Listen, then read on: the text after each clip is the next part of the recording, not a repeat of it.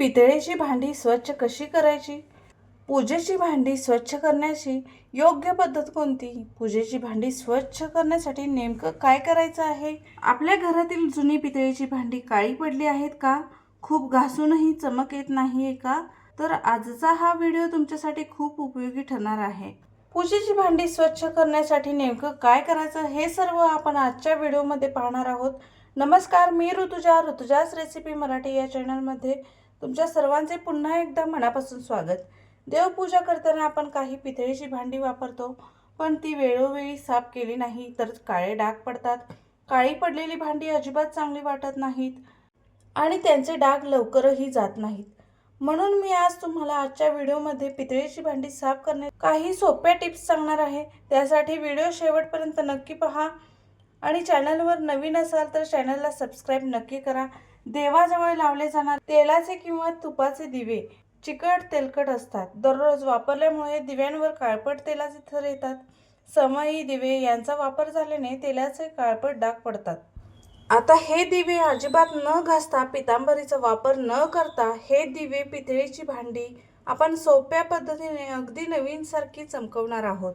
तुम्ही पाहू शकता, इथे माझ्याकडे असणारी पितळेची भांडी आणि दिवे घेतले आहेत. याच्यावर तेलामुळे एक चिकट आणि तेलकट थर साचला आहे, पण ते डाग न घासता काढणं अवघड जाते आणि खूप मेहनतीचे काम वाटू लागतं. कोणतेही कष्ट न घेता हे तेलकट डाग काढण्यासाठी तुम्ही या ट्रिकचा नक्की वापर करा. चला तर मग वेळ न घालवता ही सोपी पद्धत कोणती आहे ते पाहूया. मी इथे एक भांडे घेतले आहे आणि त्या भांड्यामध्ये 3 ग्लास पाणी घेतले आहे. तुमच्याकडे जास्ती भांडे असतील तर तुम्ही जास्त पाणी घेऊ शकता. आता या पाण्यामध्ये 2 चमचे आपण कपडे धुण्यासाठी वापरणारी कोणतीही वॉशिंग पावडर वापरणार आहोत. 2 चमचे वॉशिंग पावडर घेतले आहे. 2 चमचे मीठ घेतले आहे. 1 चमचा बेकिंग पावडर इथे मी ॲड केलेले आहे. आता ह्या मिश्रणामध्ये एका लिंबाचा रस घालायचा आहे. रस घातल्यानंतर त्या लिंबाच्या साली त्या पाण्यामध्ये टाकून द्यायच्या आहेत. आता थोडेसे या मिश्रणाला मिक्स करून घ्यायचे आहे. अशा प्रकारे हे मिश्रण मिक्स करून घेऊया. खूप सोपी पद्धत आणि तुम्ही नक्की घरामध्ये ट्राय करा. अगदी घरामध्ये असणाऱ्या साहित्यापासून आपण पितळेची भांडी चमकवणार आहोत. खूप छान फायदा होतो. आता या मिश्रणामध्ये हे जे काळपट झालेले दिवे आहेत ते आपल्याला पाण्यामध्ये टाकून द्यायचे आहेत. आता या दिव्यांवर घाण साचलेले आहे, चिकटपणा आहे, पण या ट्रिकने साचलेली घाण लवकरात लवकर साफ होते, कोणतेही कष्ट न घेता न घासता. आता हे दिवे असणारे भांडे मी गॅसवर मंद आचेवर 10 ते 15 मिनिटांसाठी ठेवणार आहे. पाण्याला जोपर्यंत उकळी येत नाही आपल्याला हे पाणी गॅसवर ठेवायचे आहे. हळूहळू पाणी गरम होत आहे, पाण्याला उकळी येत आहे. या सोप्या ट्रिकने तुमचे खूप मोठे काम होणार आहे.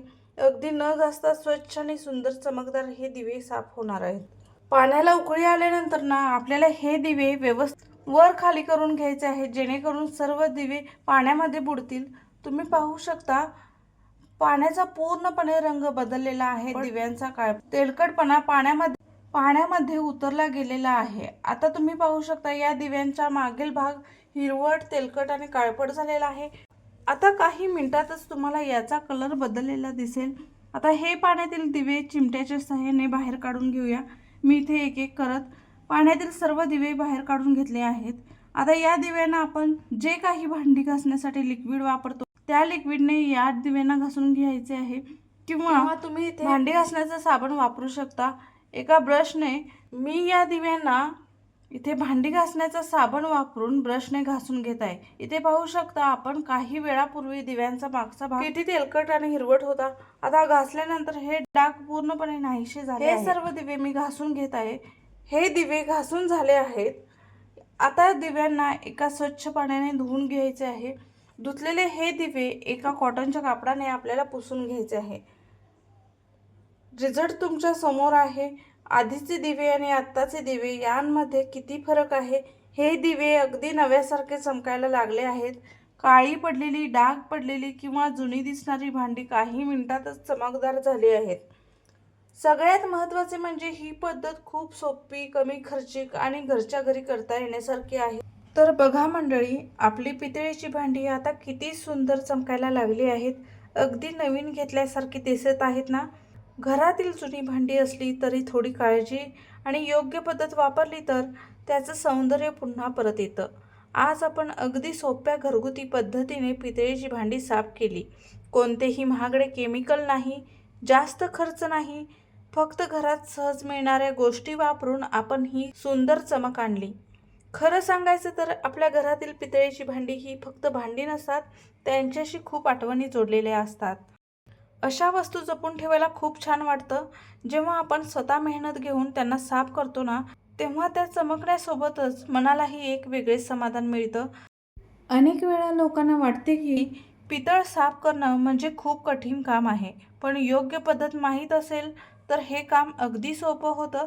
सर्वात महत्त्वाचं म्हणजे भांडी साफ करताना घाई करू नका, थोडा वेळ द्या, हलक्या हाताने घासा. मग बघा किती सुंदर चमक येते. तुम्हाला लक्षात आले असेल, सुरुवातीला भांड्यावर काळेपणा, डाग आणि मळ होता, पण जसजसं स्वच्छ धुतली तसतसं भांड्याचा मूळ रंग पुन्हा दिसायला लागला. हे बघताना खरंच खूप समाधान मिळतं.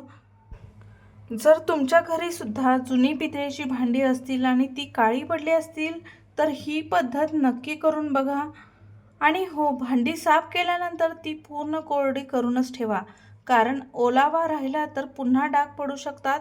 तसेच भांडी खूप जोरात किंवा खडबडीत वस्तूने घासू नका, त्यामुळे त्याचा नैसर्गिक रंग खराब होऊ शकतो. महिन्यातून एकदा तरी अशी साफसफाई केली तर पितळेची भांडी कायम सुंदर आणि चमकदार राहतात. तुम्ही तुमच्या पूजेमध्ये वापरली जाणारी समई, आरतीचे ताट किंवा दिवे, कोणतीही पितळेची वस्तू याच पद्धतीने स्वच्छ करू शकता. जर व्हिडिओ उपयोगी वाटला असेल तर कृपया लाईक करा, कारण तुमचा एक लाईक आम्हाला अजून चांगले व्हिडिओ बनवण्यासाठी खूप प्रोत्साहन देतो. आणि जर तुम्ही अजून चॅनलला सबस्क्राईब केले नसेल तर नक्की करा, कारण अशाच सोप्या घरगुती टिप्स आणि रोजच्या जीवनात उपयोगी पडतील असे व्हिडिओ मी तुमच्यासाठी घेऊन येते. व्हिडिओ आवडला असेल तर लाईक करा, शेअर करा आणि चॅनलला सबस्क्राईब करायला विसरू नका. दररोजच्या उपयोगी घरगुती टिप्ससाठी चॅनलला नक्कीच सबस्क्राईब करा. पुन्हा भेटूया एका नवीन व्हिडिओसोबत. तोपर्यंत धन्यवाद.